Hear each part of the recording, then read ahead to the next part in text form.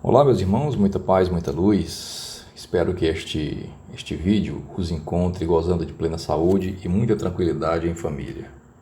Bem, vamos a um assunto muito delicado nos estudos que nós fazemos a respeito da doutrina espírita. Uma grande questão que se debate hoje em dia, ainda hoje em dia, mesmo passando quase 200 anos, desde os primórdios do início da doutrina espírita, é a questão da identificação dos espíritos.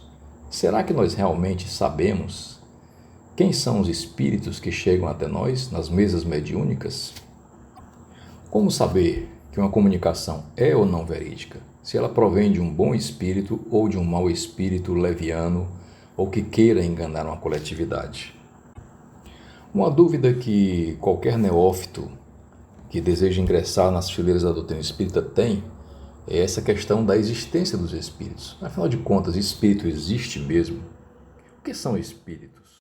Se pegarmos os evangelhos que fazem parte da Bíblia e até mesmo os Atos dos Apóstolos, veremos que constantemente Jesus estava sempre deparando-se com um ou outro espírito, se não desencarnado, mas a grande massa dos encarnados. É tanto que nós veremos também na primeira carta Tessalonicenses, no capítulo 5, versículo 23, que o apóstolo Paulo fez uma menção à existência de um espírito, alma e corpo diferenciando-se. Devem ser conservados íntegros, expressa claramente que a alma e espírito são coisas distintas. Afinal de contas, o que significa a palavra espírito? Vem do latim spiritus, significando respiração ou sopro.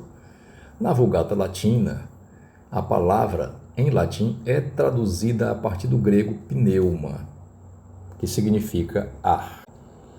Já a palavra demônio vem do grego daimon ou daemônio, que significa gênio ou inteligência, que seriam espíritos diferentes dos anjos ou divindades. Bem diferente daquela atribuição que se faz vulgarmente por aí, chamando um demônio de um espírito voltado eternamente para o mal. No passado distante, nós vemos, ou temos conhecimento através da Bíblia, a respeito da proibição de Moisés contra os abusos da comunicabilidade sobre assuntos fúteis. Era frequente na época de Moisés, e vale ressaltar que ele viveu entre 1200 a 1300 anos antes de Cristo, que as pessoas comumente frequentavam lugares ou procuravam determinadas pessoas, ditas profetas, para se comunicar com os mortos, buscar sempre uma solução para seus problemas, geralmente para questões pessoais, amoráveis ou mesmo combates, guerras, sempre buscando a resposta: vou vencer, não vou vencer? Se nós pegarmos o livro de Deuteronômio, no capítulo 18, versículo 14, veremos que há uma proibição da seguinte forma: que não haja ninguém que se dê à prática de encantamentos ou se entregue a augúrios, à adivinhação ou à magia, aos sortilégios ou à evocação dos mortos. Já em Levítico, capítulo 20, versículo 27, veremos: quem recorrer aos necromantes e adivinhos para se prostituir com eles, eu me voltarei contra esse homem e o eliminarei do seu povo. O homem ou a mulher que pratica necromancia ou adivinhação é réu de morte, será apedrejado e o seu sangue cairá sobre ele. Vemos que o dirigente, o patriarca da nação hebraica, Moisés, era muito rígido em suas leis, muito severo, baseado sempre na questão da minha antiga Mesopotâmia, que o código de Hammurabi estabelecia olho por olho, dente por dente. Moisés absorveu muito bem isso e levou isso para seu povo. É tanto que tem costumes ditos, ou pelo menos falado por Moisés, em sua época, que hoje repugnam a razão e o bom senso. Aí fica aquela pergunta: será que tudo que a Bíblia diz pode ser aceito ou praticado no mundo moderno? Por exemplo, você por acaso mandaria matar um filho seu por ter lhe faltado respeito? Isso está em Êxodo, capítulo 21, versículo 17. Ainda sobre a proibição de Moisés, vamos tentar analisar aqui bem rapidamente o que significa algumas palavras. Por exemplo, evocar. Do latim evocare, ex, fora, mais vocare, chamar. Ou seja, fazer aparecer. Já a palavra invocar tem outro significado, é suplicar. E avocar será trazer de volta. Necromancia, meio de adivinhação interrogando um morto, ou seja, se você interroga um morto, significa que um morto existe. Sortilégio, vem do latim sortilegium, composto de sortes, ou sorte, mais legere, ler, leitura da sorte. É o que nós comumente vemos por aí, quando passamos em nossa cidade, muitas vezes nos deparamos com cartazes pequenos, cartazetes por aí pregados em paredes, até mesmo em postes, onde as pessoas se propõem a ler a sorte dos outros, a trazer amores perdidos, a conquistar fortuna, etc, etc. A palavra augúrio vem de augures, que eram sacerdotes romanos, que se baseavam nos cânticos e no voo dos pássaros para predizer o futuro das pessoas ou das comunidades. Já as pitonísias, elas eram sacerdotisas do templo de Apolo, que era no Monte Parnaso, na Grécia. Também eram muito procuradas pelas pessoas para as mais diversas finalidades. Em alguns trechos que nós podemos ler na Bíblia, encontrar na Bíblia, veremos as seguintes frases: tomar do Espírito, que significa manifestar-se, e derramar sobre, que significa espalhar ou difundir. Por que enfatizei essas palavras? Porque nós vamos pegar aqui em Números, capítulo 11, 25 e 27, a seguinte colocação. O Senhor respondeu a Moisés: junta-me 70 homens entre os anciãos de Israel, que sabem ser os anciãos do povo e têm autoridade sobre ele. Conduze-os à tenda de reunião, onde estarão contigo. Então descerei e ali falarei contigo. Tomarei do Espírito que está em ti e o derramarei sobre eles, para que possam levar contigo a carga do povo e não estejas mais sozinho. Relembrando, tomar do Espírito é manifestar-se e derramar sobre é espalhar e difundir. Havia uma crença de Moisés, piamente, de que ele estava sendo guiado por Deus. Então, isso o fazia crer não na mediunidade, mas no contato direto dele com Deus. Então, o Senhor desceu na nuvem e falou a Moisés. Tomou uma parte do Espírito que o animava e a pôs sobre os 70 anciãos. Apenas repousara o Espírito sobre eles e começaram então a profetizar, mas não continuaram. 2 homens tinham ficado no acampamento, um chamava-se Eldade e o outro Medade, e o Espírito repousou também sobre eles, pois tinham sido alistados, mas não tinham ido à tenda, e profetizaram no acampamento. Um jovem correu a dar notícias a Moisés que Eldade e Medade profetizaram no acampamento. Como podemos ver, não havia uma preocupação dos antigos em saber da origem dos espíritos. Eles simplesmente podiam chegar e em tudo se cria que era a manifestação de Deus. No livro de Samuel, capítulo 28, versículo 7, encontramos a seguinte colocação. Então disse Saul aos seus criados: buscai-me uma mulher que tenha o espírito de feiticeira, para que vá a ela e consulte por ela. E os seus criados lhe disseram: eis que em Endor há uma mulher que tem o espírito de adivinhar. Observemos como os médiuns na antiguidade eram tratados diferenciadamente do que são os médiuns de hoje. É evidente que alguns se fazem assim ainda, né? Em Samuel 1, 28, 15, temos ainda a continuação. Samuel disse a Saul: por que me inquietaste fazendo-me subir? Então disse Saul: muito angustiado estou, porque os filisteus guerreiam contra mim, e Deus se tem desviado de mim, e não me responde mais, nem pelo ministério dos profetas, nem por sonhos. Por isso te chamei a ti, para que me faças saber o que hei de fazer. Então, amigos, a mediunidade é tão combatida e os espíritos também tão combatidos por muitas pessoas que não acreditam neles, ainda insistem hoje em dia, apesar dos pesares, apesar dos vastos relatos na Bíblia, de que os espíritos não existem, e se existem são demônios, seres voltados para o mal. Então, amigos, chegamos numa pequena encruzilhada de toda essa situação. Como é que nós vamos saber quem são os espíritos que estão se comunicando conosco? Como saber a identidade deles? Saber se realmente são eles que estão falando? João, na primeira epístola, capítulo 14, versículo 1, já falava muito categoricamente: caríssimos, Não acrediteis em todos os espíritos, mas provai se os espíritos são de Deus, porque são muitos os falsos profetas que se levantaram no mundo. Diga-se de passagem, encarnados e desencarnados. Afinal, meus queridos, quem são realmente os espíritos? Kardec, no livro Que é Espiritismo, nos fala com muita propriedade. Não sendo mais do que as almas dos homens, os espíritos não adquirem a perfeição logo que deixam o envoltório terrenal. Seu progresso só se faz com o tempo, e não é senão paulatinamente que se despojam das suas imperfeições que conquistam os conhecimentos que lhes faltam. Porém, como é que nós vamos nos comportar diante da diversidade dos espíritos? Porque são milhares, milhões, bilhões até, em volta da Terra. No livro dos Médiuns, Kardec já nos alerta muito categoricamente quanto à diversidade dos espíritos. Essa diversidade nas qualidades dos espíritos é um dos pontos mais importantes a considerar por explicar a natureza boa ou má das comunicações que se recebem. É em distingui-las que devemos empregar todo o nosso cuidado. Ou seja, a grande base do nosso estudo é justamente saber distinguir uma boa de uma má comunicação. Afinal, o que é que atrai os espíritos para nós que estamos aqui encarnados? Será que somos nós mesmos? Será que são eles? E Kardec consegue responder isso muito bem. A semelhança de suas qualidades, constituindo grupos ou famílias simpáticas. É isso o que nos atrai, tanto encarnados para desencarnados e vice-versa. Desencarnados para desencarnados, encarnados para encarnados.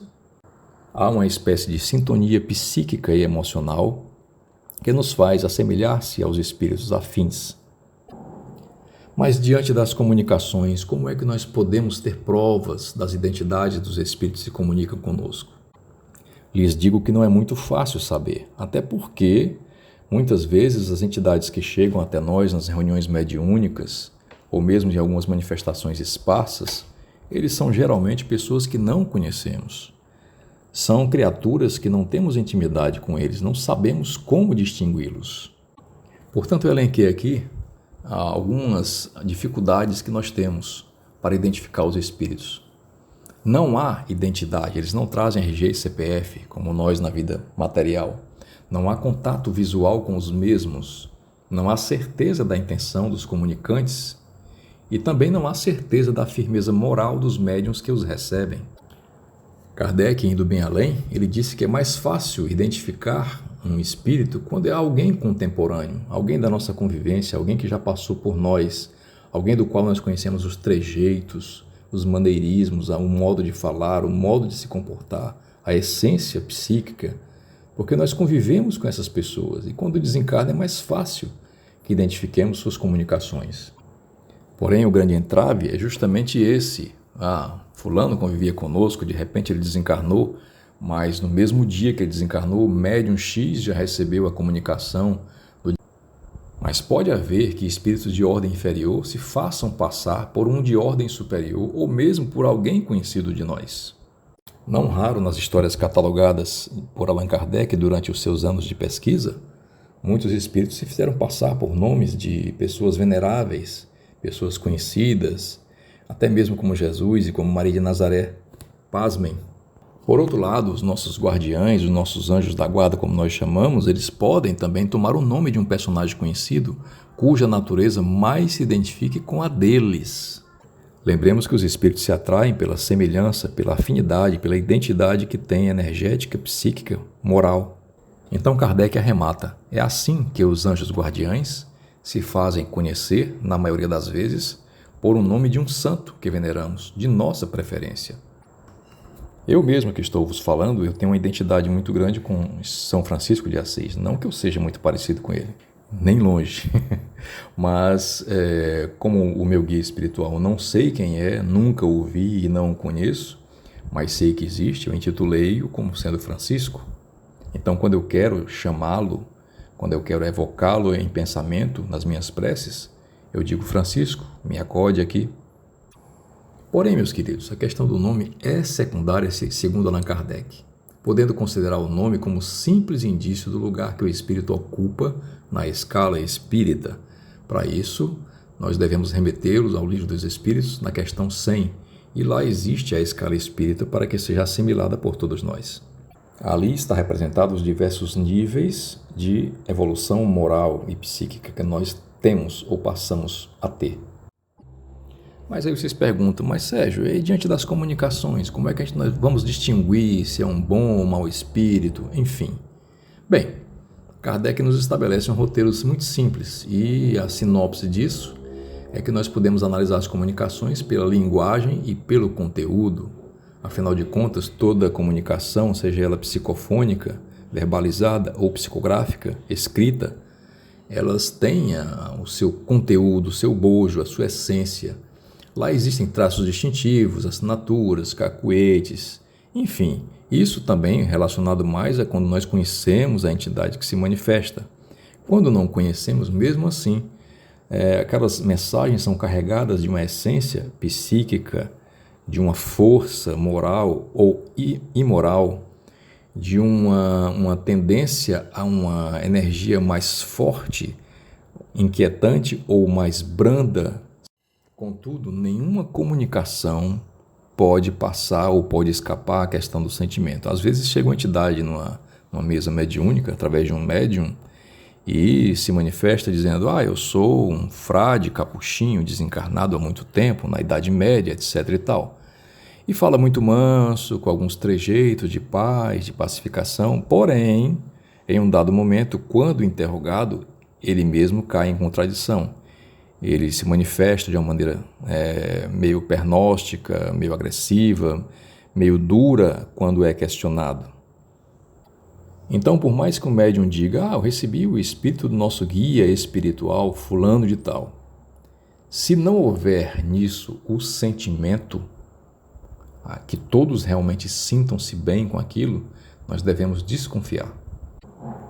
Kardec faz um alerta muito simples. Quando se estuda, a ignorância jamais imitará o verdadeiro saber, como jamais o vício imitará a verdadeira virtude. Ou seja, novamente a questão do sentimento. Quando o espírito diz que é sábio, que é matemático, que é astrônomo, que é filósofo, ele acaba caindo algum dia em contradição. Kardec nos diz, se a identificação dos espíritos é, em muitos casos, sem importância, não se dá o mesmo com a distinção dos bons e dos maus espíritos. Então, no capítulo 24, Kardec nos estabelece alguns critérios, e aqui eu fiz uma sinopse, porque são inúmeros critérios que ele realmente ressalta, mas para nosso entendimento, diante de uma comunicação de espíritos através de médiuns, vale o uso do bom senso, sempre para escutar o sentimento dos espíritos, sondar-lhes o íntimo, rejeitar toda comunicação que tem ausência de lógica, razão e sensatez.